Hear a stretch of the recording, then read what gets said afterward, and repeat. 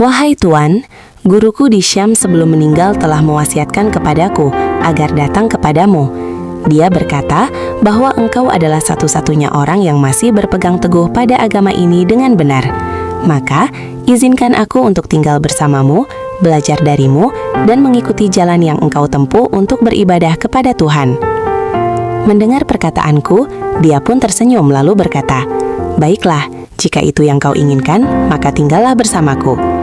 Aku pun mulai menjalani hari-hariku bersamanya, dan aku menemukan bahwa dia memang orang yang luar biasa. Dia adalah orang yang sangat zuhud, ibadahnya luar biasa, dan hatinya penuh dengan ketulusan. Sama seperti uskup yang sebelumnya, dia tidak mengejar dunia, tidak mengumpulkan harta, dan benar-benar hidup hanya untuk beribadah kepada Tuhan. Namun, waktu terus berjalan, dan usia manusia ada batasnya, hingga akhirnya aku melihat tanda-tanda bahwa ajalnya semakin mendekat. Aku pun duduk di sampingnya dan mulai berkata. Dengan suara yang lemah dia berkata, "Pergilah ke sana, carilah dia, karena dia masih berpegang teguh pada ajaran yang murni." Kali ini aku pergi menuju Nasibin.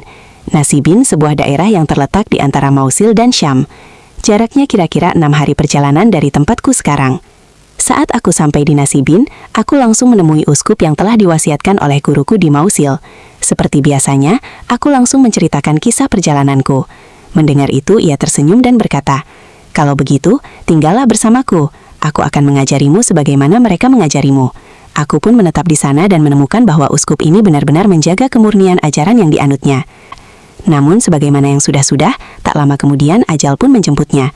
Sebelum dia wafat, aku bertanya kepadanya seperti yang kutanyakan kepada uskup-uskup sebelumnya. Lalu dia menyuruhku untuk pergi ke suatu daerah yang bernama Amuria. Maka setelah beliau wafat, aku pun pergi meninggalkan Nasibin dan melanjutkan perjalananku menuju Amuria. Saat aku sampai di Amuria, aku langsung menemui uskup yang disebutkan oleh guruku sebelumnya dan menyampaikan maksud serta kisah perjalananku. Uskup itu menatapku dengan penuh pengertian lalu berkata, "Tinggallah bersamaku." Maka aku pun tinggal bersamanya. Aku mendapati bahwa uskup yang kelima ini benar-benar orang yang baik, sebagaimana uskup-uskup yang sebelumnya. Seperti guru-guruku yang sudah wafat, uskup ini juga akan kembali kepada Tuhannya. Sebelum beliau wafat, aku pun mendekatinya dan mulai bertanya. Dia menatapku dengan mata yang mulai meredup. Dengan suara lirih ia berkata, "Wahai anakku, demi Tuhan, aku tidak mengetahui ada seorang pun yang masih teguh memegang agama ini seperti yang kita lakukan. Aku adalah orang yang terakhir." Lalu uskup itu melanjutkan, "Namun wahai anakku, ketahuilah, sesuai dengan riwayat-riwayat yang telah sampai kepada kami, tidak lama lagi akan diutus seorang nabi dari negeri Arab.